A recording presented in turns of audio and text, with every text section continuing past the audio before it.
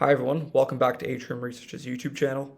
Today I have the pleasure of interviewing Jean-Francois Boursier, CFO of ADF Group, which trades under the symbol DRX on the TSX. We conducted our last interview with JF back in February, and since then the stock has done exceptionally well, being up over 70%, even after pulling back from its all-time highs of over $20.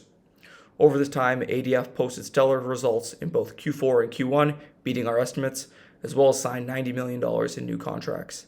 ADF also recently announced a cash utilization strategy to return capital to shareholders that we'll also talk about in our interview today. So JF, thank you for being here today. My pleasure. So to kick it off, JF, can you give us a brief overview of the Q4 financials as well as the cash allocation strategy? I guess you mean Q1? Exactly, yes. We closed our first quarter, ended April 30th, last April 30th, with a really good quarter, actually even better than we had anticipated.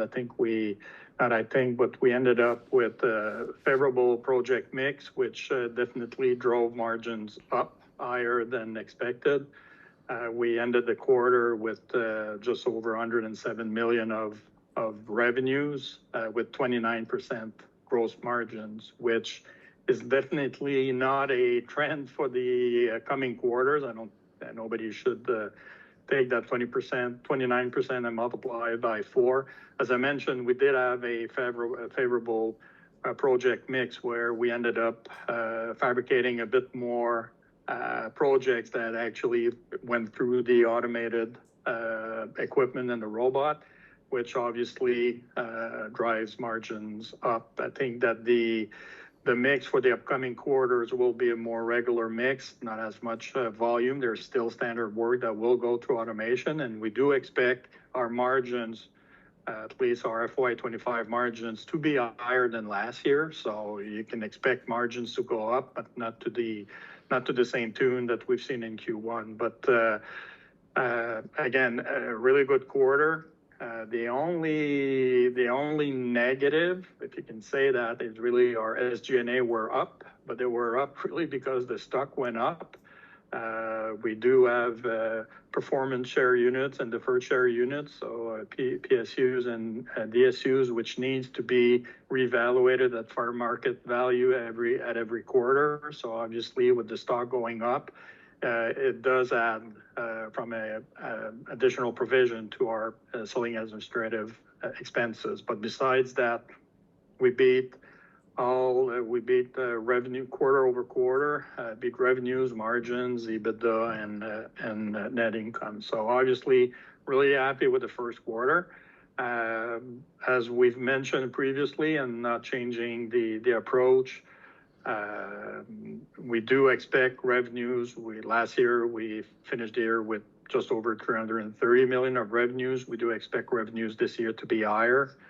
Gross margins also will be higher, and naturally, net income. So still, FY25 will be another good year. And as you mentioned, we did confirm also with our Q1 results, and further confirm just a couple of days after the Q1 results that we finalized their purchase of stock. So as we had discussed previously, and as I explained on the different analyst calls and in our MD&A over the past few quarters, obviously with last year cash generation levels, we were asked and we looked into the cash situation. Although increasing the backlog and keeping a backlog at the level we have it now does put pressure on our working capital, we closed last year with 72 million in cash. So obviously more than is required just to manage the working capital and the backlog growth. And talking internally and also with our board, we had numerous discussions about the best way to use this excess cash. And we looked with our board, and the board, as we highlighted in a number of press releases we've done recently, form a special committee that work with outside consultant to see how best to look to utilize the cash, and also obviously with in discussion with management. And once everything was said and done, it was decided to repurchase a portion of the Pasquini family shares. So we ended up, we mentioned that initially that we were looking to repurchase no more than 3 million shares, ended up purchasing just under 2.8 million shares, repurchasing from the Pasquini. So for a total outlay, cash outlay of about 50 million. The board and management thinks it was probably the best way to utilize the cash. First, it is accretive for all shareholders. I think it was also considering where they're at and the fact that they needed to materialize some of their investment. I think it was good also to be able to send a bit of profit to the Pasquini to sort of highlight all the efforts and all the work they have put in over the past years. So I think it was a nice way to do it.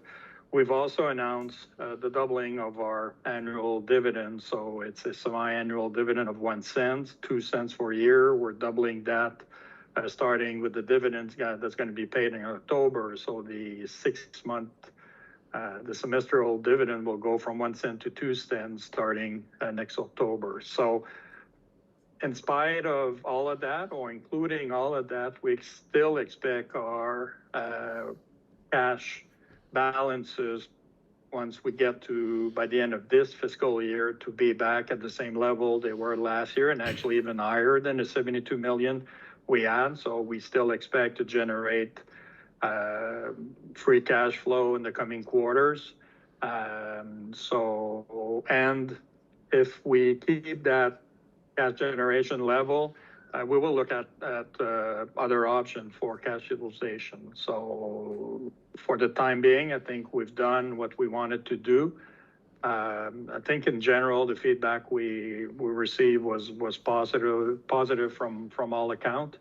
But we will maintain the approach that we've done over the past years to be too aggressive from that standpoint. Just let's see where things end up.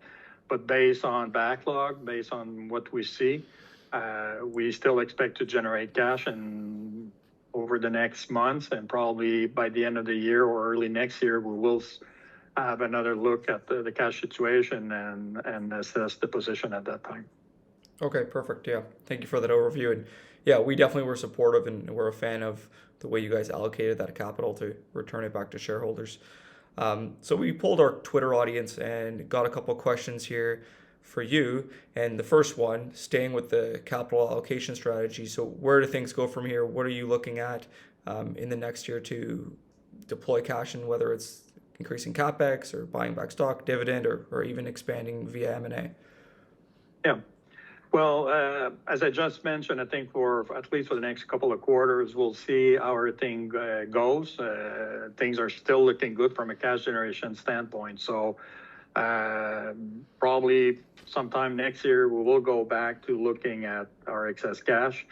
There is really from a production standpoint, we still have internal capacity. So we've got still room to grow from a fabrication standpoint. So there's really no M&A plan. Obviously, the phone could ring tomorrow and something interesting could pop up and we'd look at it. But we're happy with the two fabrication plants we've got, the one in Montana and the one in Quebec, and do have capacity. And we also have room to grow internally. Should we need to add additional fabrication capacity, we can add fabrication capacity at both sites. CapEx-wise, again, with the automation investment we did 2 years ago, the 30 million we spent over 2 years, nothing in the works short term from a CapEx standpoint. This year, we definitely expect to spend around 5 million on maintenance CapEx, and even next year, there's nothing significant. again, something could pop up based on a project that we're bidding, that we're looking at. There might be specific investment that be required, but it still wouldn't be too significant. So then, if it's not M&A, if it's not CAPEX, you go back to the usual suspects of maybe further increasing the dividend, special dividend, normal course issuer bid. These things are still out there. But again, and as we've always done, we need to make sure that we take a prudent approach to cash management, because although things are really looking good, and as we've mentioned on the last call, based on what we see, based on the infrastructure requirement in the U.S., based on the fact that the U.S. packages that have been in place to expand infrastructure projects in the U.S. are just barely starting to be utilized in the U.S. We still see growth over the next 2, 3, even 4 years, even 5 years from a fabrication standpoint, mostly from the U.S. markets. This said, historically, our backlog has always been over 15 to 18 months, so we don't have a 3 or 5 year visibility from a backlog standpoint. So things are pointing in the right direction, but there's always things that pop up. 3 months before the pandemic, nobody would have been able to foresee what would have happened. So obviously, we're mindful of that, we're prudent, but things and main indicators are positive. So things are looking good, and obviously, if things keep going that way, we will keep generating free cash flow, and sometime next year, we will have to look at other options as I just mentioned. Okay, understood. And then the next question was, does the team have any plans or have considered expanding outside of North America, given the capacity that you guys have on hand? Yeah, well, not really. The U.S. market is the biggest market from a steel fabrication presently worldwide. So ADF historically has done projects overseas. They've done projects in Europe and Africa, Latin America. Presently, there's no plan, definitely not to expand. We might look at on a project basis at something that might pop up that makes sense, but we still look at doing fabrication from our existing facilities. We're definitely not expanding. But at the time being, we're really looking at the Canadian and U.S. market because there's plenty of work, and going overseas comes with additional or different challenges. So no plan at least in the short or midterm. Okay, great. And then there are two major trends or thematic things happening that the audience was wondering if ADF had exposure to. Firstly being electrification and the repair of the North American grid, and secondly being data centers. So can you talk a bit about how ADF is taking advantage of those? Yeah, on the power side, we are, at least from a Quebec standpoint, we are a preferred supplier for Hydro-Quebec.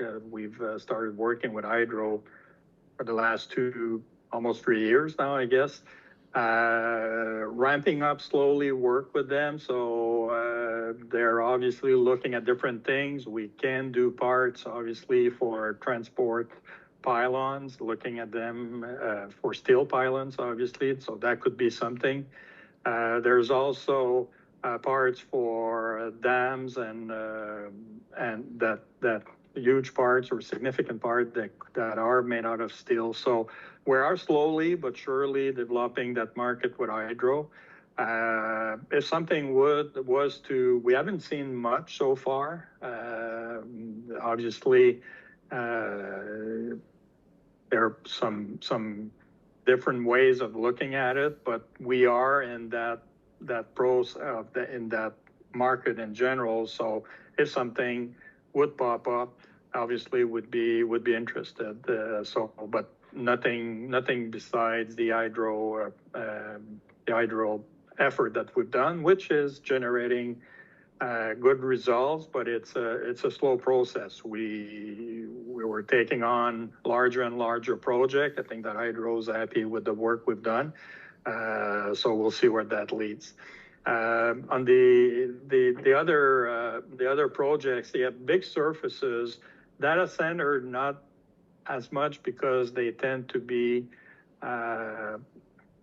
they're popping up. There's more standard structure. We can do them. We have worked over the past years on distribution centers for the likes of Amazons and stuff like that. So that we have, and we still see that market has a bit slowed down a bit, but I think it's picking back up. So it's something that we've done in the past and that we definitely can do more efficiently now with all the automated equipment we've got in Terrebonne. So I think that's one of the advantages of ADF is that we're not really stuck on one special market. We will do industrial, we will do commercial, we will do transport projects. So if a project pops up, we can definitely look at it and be able to successfully land some projects if the contractual clauses, obviously, and the rest of the stuff makes sense. But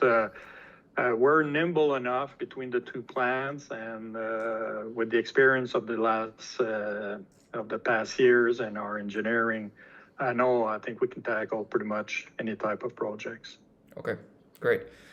And then another question was, why do your clients continue to choose ADF over your larger competitors? We've talked about in the initiation report, delivering projects on time and on budget, but I'll let you elaborate from there and talk more about it.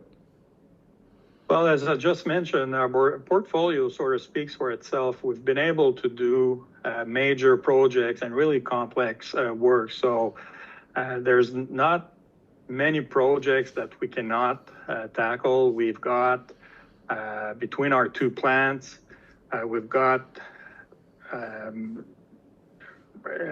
huge lifting capacity, high ceilings, many fabrication bays. So as I mentioned, we're pretty nimble. We can tackle many projects. We've got the equipment to work on fast track project. And recently we've seen a push where clients are really looking at aggressive fabrication schedule. And obviously with not only our know-how, but the automated equipment is definitely something that we're able to put forward and probably gives us an advantage over our competition. So I think it's a combination of, through the years, showing and delivering on-time projects, high-quality projects, and also meet really stringent schedules. And when you do that, obviously clients are happy. On top of it is obviously with the strength of our balance sheet, we've got bonding capacity, which is definitely a major requirement, especially when dealing with bigger projects. So clients are also obviously looking at that, making sure that you've got the financial capacity to be able to put the bond for the different projects. So that's also an advantage we have. So once everything is said and done, clients will always look at price. And obviously pricing is a major factor, but it's not just price, because it's nice to have a low price, but if it's not delivered on time, if it's not delivered with the right quality, if the parts are just not working out when they get to the different erection sites, obviously the clients, the advantage, the pricing advantage disappears pretty quickly, because clients want to get their projects going. They want to get things done, and sometimes pricing is one thing, but it's nice to have the project delivered on time with the required quality, and that ADF through the years has been able to do on a number of projects even the more complex. So I think that's definitely something that the clients are looking at.